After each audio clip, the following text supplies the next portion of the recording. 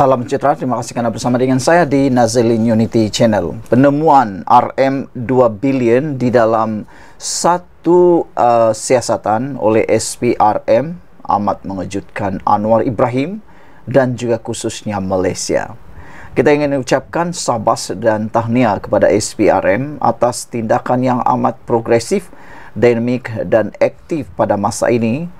Begitu nampak perbezaan hidupnya SPRM memerangi, menangkap, bahkan mahu menoktahkan isu tentang isu berkaitan rasuah. Anwar Ibrahim ketika menjadi Perdana Menteri, dia sudah menyatakan bahawa dia akan memerangi istihar perang habis-habisan terhadap rasuah.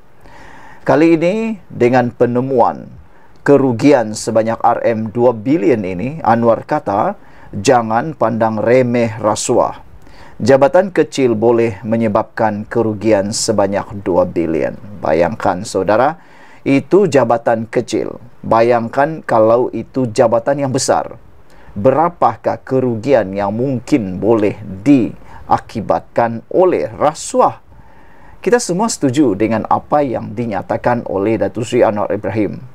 Rasuah memang boleh menghancurkan negara. Ianya lebih parah daripada apa-apa jenayah lain. Kalau contohlah jenayah seperti mencuri, itu satu jenayah yang sangat berat. Tetapi kesannya mungkin hanya melibatkan beberapa orang. Tetapi jika melibatkan rasuah, ia melibatkan satu rangkaian yang sangat besar, melibatkan masyarakat dan menjadi barah yang paling busuk, dan kita tak mahu itu berlaku di Malaysia. Perdana Menteri Anwar Ibrahim berkata, masalah rasuah tidak boleh dipandang remeh. Dengan membangkitkan kerugian hampir 2 bilion ringgit ekoran pegawai kastam yang terlibat dalam penyeludupan. Orang yang meremehkan isu rasuah lupa yang dalam jabatan kecil kastam masih boleh menyebabkan kerugian hampir 2 bilion kepada negara. Katanya ketika berucap dalam perhimpunan bulanan Jabatan Perdana Menteri hari ini. Anwar mengulas pendedahan SPRM Jumaat lalu berhubung sindiket penyeludupan melibatkan anggota Jabatan Kastam di bahagian kargo KLIA dengan jumlah ketirisan hampir RM2 billion sejak 3 tahun lalu. Anwar berkata kerugian dihadapi negara adalah lebih tinggi jika turut mengambil kira ketirisan subsidi dalam minyak masak dan diesel. Kalau kita kumpul semua ketirisan, kita boleh selamatkan puluhan bilion ringgit, katanya lagi. Bayangkan saudara-saudara sekalian, puluhan bilion ringgit ini kalau diguna pakai dengan tepat di tempat yang betul, ianya memberikan manfaat yang sangat besar kepada rakyat Malaysia. Berapa jalan raya yang boleh siap? Berapa sekolah untuk pedalaman boleh siap dengan sempurna? Berapa rumah sakit ataupun hospital, klinik yang boleh dinaik taraf dengan puluhan bilion itu? Berapa orang miskin, janda ataupun orang yang memerlukan boleh dibantu? Berapakah pelajar yang miskin boleh diselamatkan daripada terpaksa berhenti sekolah? Bukankah itu satu perkara yang kita impi-impikan? Pada masa yang sama, Anwar turut maklumkan maklumat daripada Badan Penguatkuasaan termasuk SPRM menunjukkan pegawai tinggi dalam kerajaan masih terhindar daripada rasuah dan salah guna kuasa. Tahniah, syukur dan sabas kita ucapkan kepada Datuk Seri Anwar Ibrahim atas keberanian dan kelantangan beliau menyatakan bahawa SPRM ataupun maklumat daripada Badan SPRM menunjukkan pegawai tinggi dalam kerajaan masih terhindar daripada rasuah dan salah guna kuasa. Mungkin ini merujuk kepada menteri-menteri kabinet yang ada sekarang. Kita masih ingat janji Datuk Seri Anwar Ibrahim Kalau ada sesiapa menteri yang terkait dengan rasuah, Anwar Ibrahim kata, jangan jumpa saya, jangan minta pertolongan saya, hadapi sendiri, selesaikan sendiri, kata Anwar Ibrahim. Ini yang kita mahu, pemimpin seperti ini. Buat tai sendiri, bersihkan tai itu sendiri. Lebih kurang macam itulah.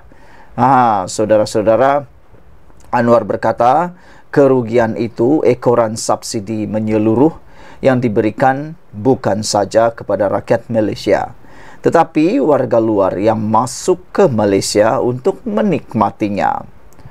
Sebab itu penguatkuasaan penting, kata Anwar. Dia menyatakan bagaimana pegawai penguatkuasa di sempadan dapat mengenal pasti van dan lori dengan tangki besar berisi minyak di bawahnya.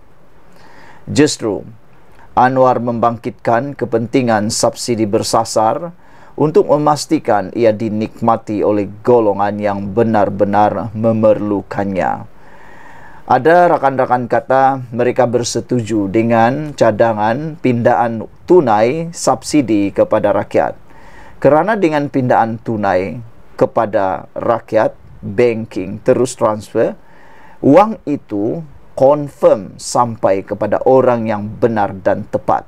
Berbanding dengan minyak yang diberikan semuanya subsidi di minyak, siapapun boleh guna, siapa boleh kawal. Kan kita tak tahu.